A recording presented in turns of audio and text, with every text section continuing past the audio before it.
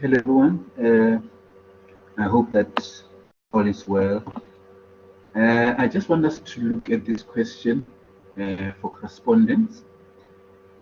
I think that you know that in this legal world, a correspondent is an attorney who acts on behalf of the client's attorney in an area where the client's attorney does not practice.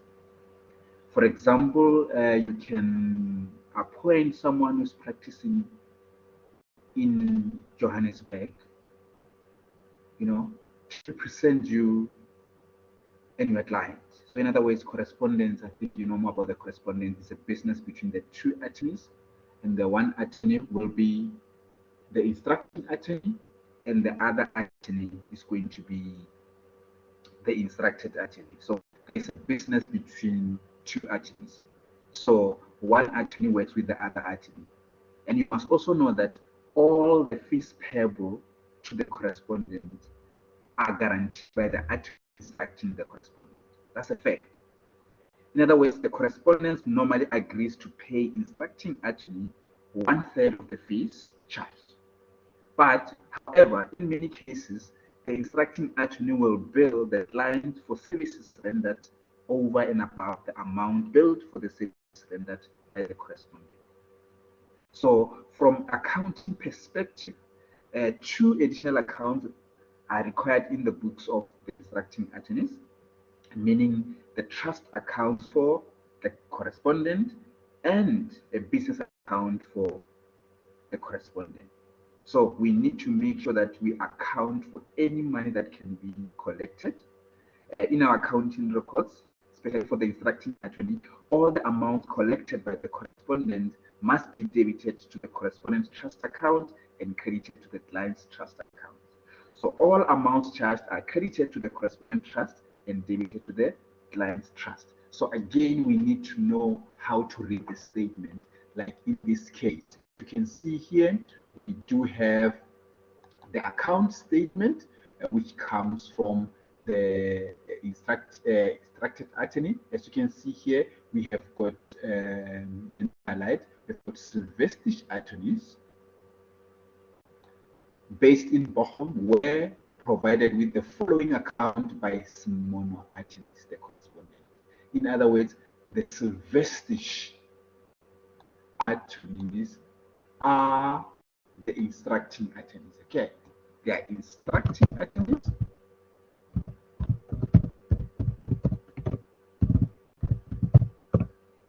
Okay, so it means they instructed Simono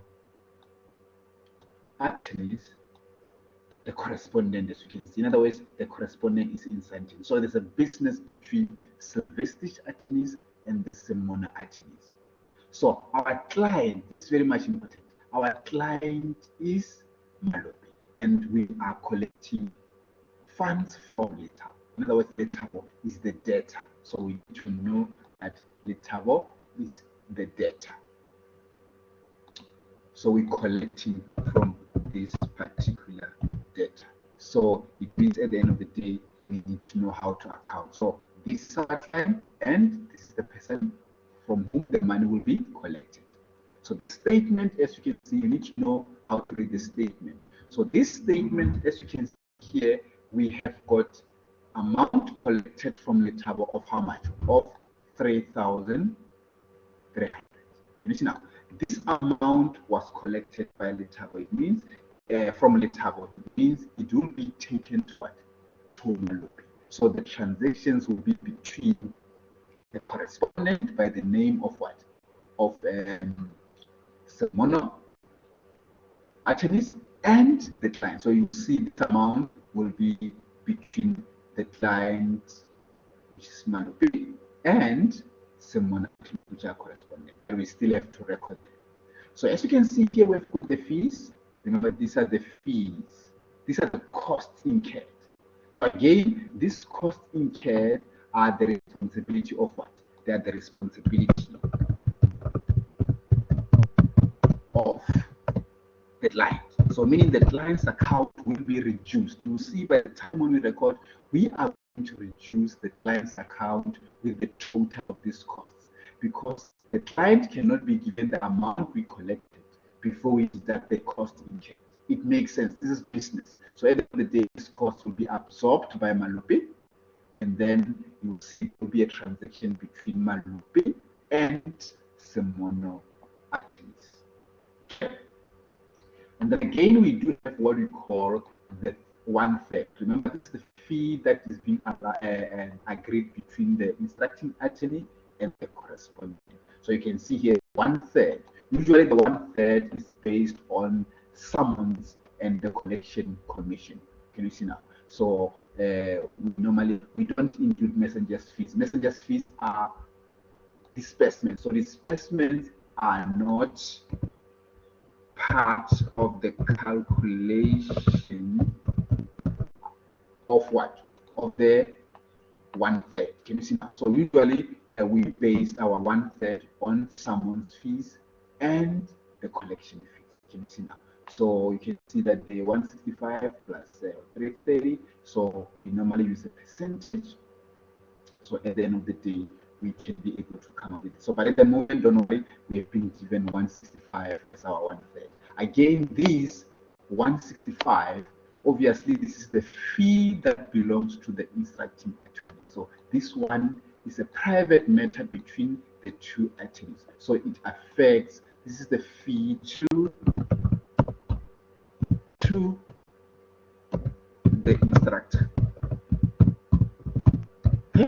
The instructor will be eligible to this fee. So in other words, the fee is belonging to Sylvester's attorney. So this fee does not belong to Sylvester's attorney. So this fee will only be regarded as a fee for the correspondent in their books. Here we're going to deal with the books of Sylvester. Now, Sylvester, if you can check at the bottom here. So the book of the instructing attorney. So in the instructing attorney or the correspondent, so the fees will be this total. But in our books as instructors, this will be what? The fees. But the way we treat the fees will be the same.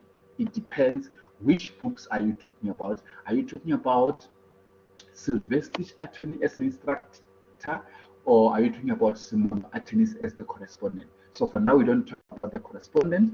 I'll talk about the correspondent there. For now, we're talking about the instructing attorney. So this is the fee that I'm going to show in the books of account. Okay. At the same time, the amount due to you. In other words, this is the amount that we received from what?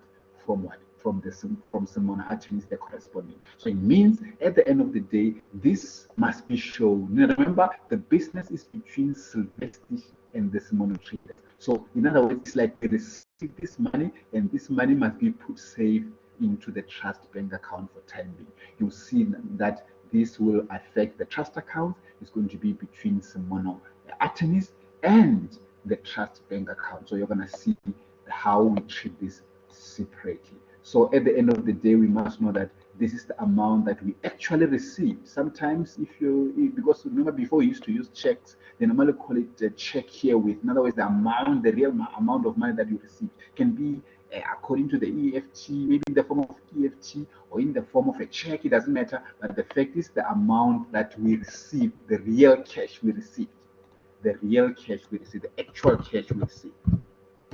the actual cash received.